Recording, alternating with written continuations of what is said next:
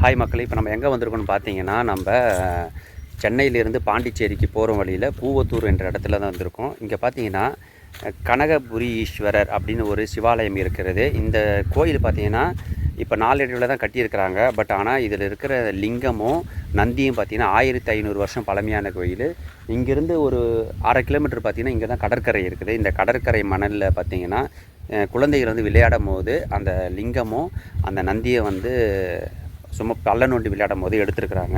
அந்த லிங்கத்தையும் அந்த சிவனையும் பார்த்திங்கன்னா இந்த திருத்தலத்தில் வச்சு தான் இப்போ பூஜை செஞ்சு வந்துட்டுருக்காங்க. இப்போ இங்கே இருக்கிற ஊர் பொதுமக்கள் எல்லாமே பார்த்திங்கன்னா இந்த கோயிலை வந்து இப்போ மறு சீரமைப்பு மட்டும் பண்ணி இப்போ இந்த கோயில் காலையும் மாலையும் வந்து வழிபட்டு வந்திருக்கு. வாங்க அந்த கோயிலுக்கு போய் நம்ம பார்ப்போம்.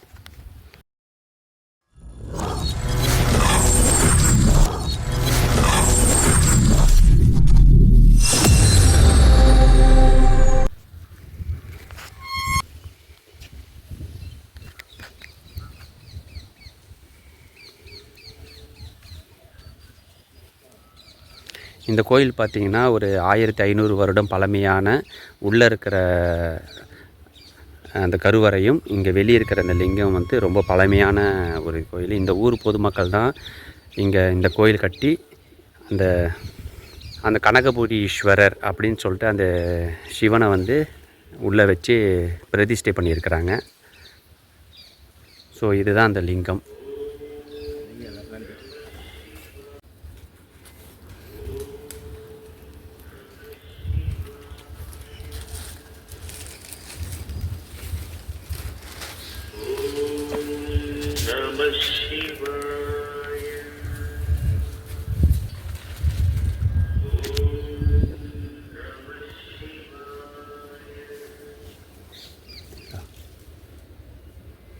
இங்கே ஒரு பலிபீடம் இருக்குது. இங்கே வந்து நந்தி இருக்குது. இந்த கோவில் பார்த்திங்கன்னா காலையில் 6 மணிலேருந்து 9 மணி வரைக்கும், திருப்பி மாலையில் 4 மணிலேருந்து ஒரு 6 மணி வரைக்கும் திறந்துருக்கும். இப்போ நம்ம மத்தியானம் பார்த்திங்கன்னா ஒரு 2:45 வந்திருக்கோம். ஸோ அதனால் இந்த கோயில் மூடி இருக்குது. இவர் தான் ஸ்ரீ கனகபுரீஸ்வரர் இது உள்ளே இருக்கிறது. இங்கே பார்த்தீங்கன்னா சொர்ணாம்பிகை.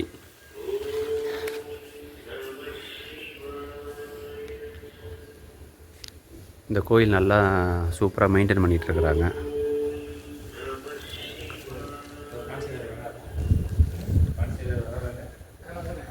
சொர்ணாம்பிகை உடனுரை கனகபுரீஸ்வரர் ஆலயம். இங்கே விநாயகர் சுற்றி நம்ம அந்த திருத்தலத்தை சுற்றி வரும்போது விநாயகர் இருக்கிறாங்க.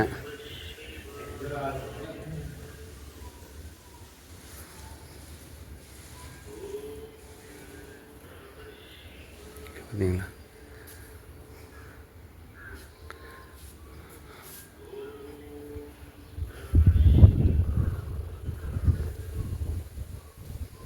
இங்கே பிரம்மா இருக்கிறாங்க.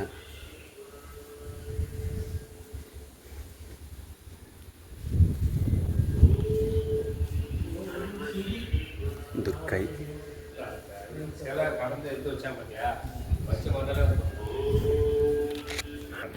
இங்கே கடற்கரை வந்து பக்கத்தில் இருக்கிறதுனால இது எல்லாம் பார்த்திங்கன்னா கடல் மண் தான், பீச் மணல் தான் இருக்குது. இங்கே ஸ்ரீ தன்வந்திரி,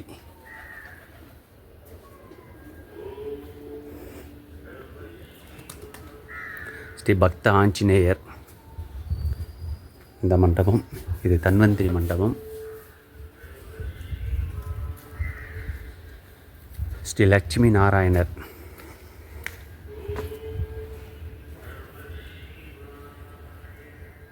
இது கருடர் அவருக்கு நேராக இருக்கிறாரு. நாராயணுக்கு நேராக கருடர். கருடாழ்வார், ஸ்ரீ கருடாழ்வார். ஸ்ரீ லட்சுமி நாராயணன் இருக்கிறார். இல்லை, அங்கே ஒரு சன்னதி இருக்குது. அது ஸ்ரீ கற்பக விநாயகர். நம்ம இந்த வழியாக போனால் பார்த்தா தெரியும்.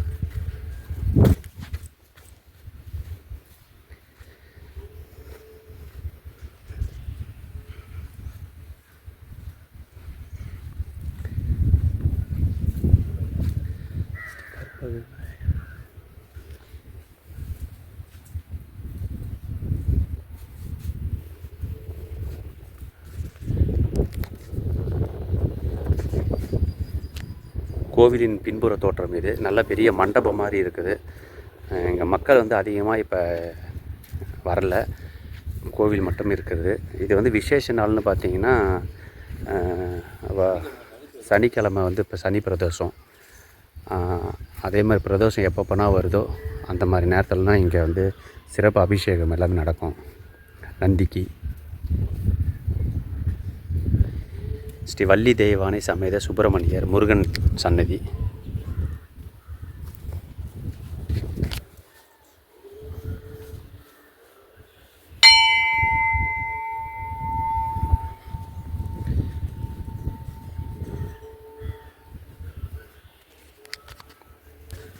இது வந்து வில்வ மரம். இது வில்வ மரம் இந்த கோவிலோட தலவிருட்சம். இங்கே வேப்ப மரமும் இருக்குது. இது சுற்றி கடற்கரைன்றதுனால கொஞ்சம் அமைதியாக இருக்குது. காற்று நல்லா, இயற்கை சூழல் வந்து நல்லா இருக்குங்க.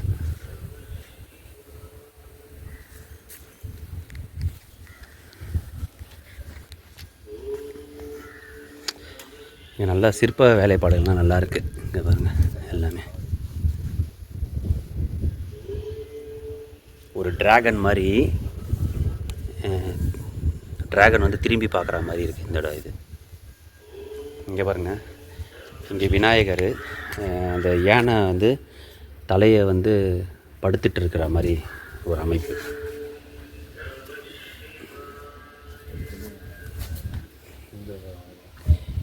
யானை வந்து நிற்கிற மாதிரி.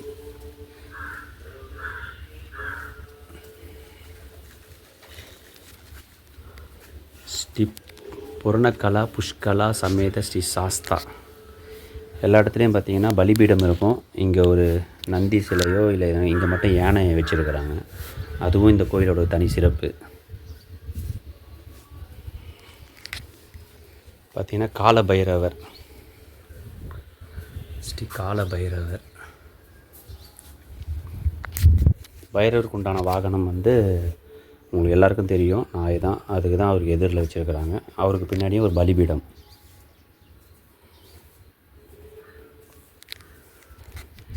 இந்த கோவில்லையும் பார்த்திங்கன்னா நவகிரகங்கள் இருக்குது.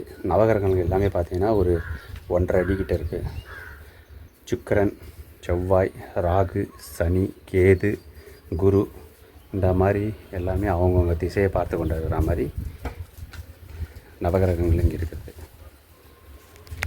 இங்கே பாருங்கள், வெள்ளை எருக்கன். வெள்ளை எருக்கன் ஒரு சில பேருக்கு, நிறைய பேருக்கு தெரியும், ஒரு சில பேருக்கு தெரியாது. இதான் வெள்ளை எருக்கன் செடி.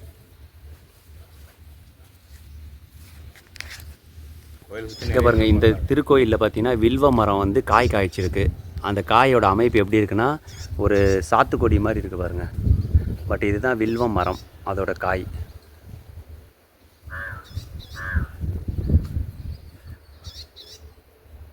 வில்வோ இலவை வந்து சிவலிங்கத்துக்கு வந்து உகந்தது. அவருக்கு பிடிச்ச வில்வம்.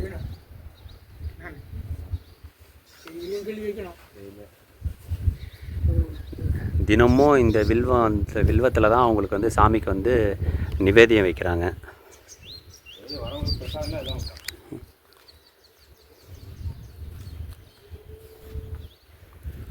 இந்த கோவில் நல்லா அமைதியாக நல்லா சூப்பராக இருக்குதுங்க. கூவத்தூர் வந்துட்டீங்கன்னா நான் லிங்க்கு தரேன்.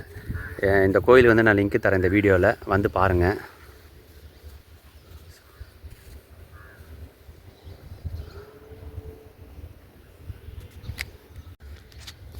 சொல்லுங்கள், நீங்கள் என்ன பண்ணுறீங்க இந்த கோயிலில்? வாட்ச்மேனாக இருக்குங்க. வாட்ச்மேனாக இருக்கீங்களா? எத்தனை வருஷமாக இருக்கீங்க? நான் ஒரு 10 வருஷமாக இருக்கிறேன். 10 வருஷமாக இருக்கிறீங்களா? சரி. இந்த கோயில் எப்போ சிறப்பாக பூஜைனா செய்வாங்க? பூஜை வந்து தினந்தோறும் செய்வாங்க. ரொம்ப விசேஷமாக எப்போ நடக்கும்? விசேஷம் வந்து மாசி மாதம் அப்போ நடக்கும். சரிங்க. மாதம்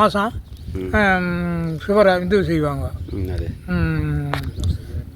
பிரதோஷம், பௌர்ணமி, சரிங்க, அமாவாசை, அதெல்லாம். சரி. டெய்லி ஐயர் வந்து பூஜை பண்ணுவாருங்க? டெய்லியும், காலையிலையும் மாலையிலையும் 2 வேளையும். சரி, ஓகே, நன்றி. கோயிலில் வெளித்தோற்றத்தில் பார்த்தீங்கன்னா இந்த கோயில் தான் வெளித்தோற்றம். இந்த கோயிலில் முன்னாடியே பார்த்தீங்கன்னா ஒரு அரச மரம் இருக்குது. விநாயகர் இருக்கிறார் அரச மரத்தில்.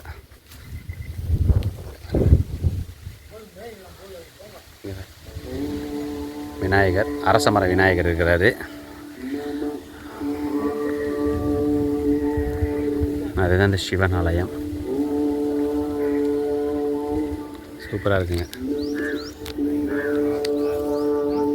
ஹாய் மக்களே, இந்த வீடியோ உங்களுக்கு பிடிச்சிருக்குன்னு நினைக்கிறேன். இந்த கோவில் வந்து நம்ம கூவத்தூரில் இருக்குது. கூவத்தூர் எங்கே இருக்குன்னா, நம்ம சென்னையிலேருந்து பாண்டிச்சேரிக்கு போகிற வழியில் கல்பாக்கு அடுத்த கூவத்தூர், அங்கே தான் முகையூர்னு ஒரு இடம். அந்த முகையூரில் தான் இந்த திருத்தலம் இருக்குது. நான் லிங்க்கு கொடுக்குறேன், வந்து யாருன்னா வந்து பார்க்கணுன்னு நினச்சிங்கன்னா வந்து பாருங்கள். நம்ம Make My Tour Vibe channel subscribe பண்ணாங்க, சப்ஸ்கிரைப் பண்ணுங்க, லைக் பண்ணுங்கள், உங்கள் ஃப்ரெண்ட்ஸுக்கு ஷேர் பண்ணுங்கள். நன்றி, வணக்கம், தேங்க்யூ. லட்சுமி நாராயணர் ஆலயத்தில் இருந்து தெய்வீக இசைக்கடிகாரம்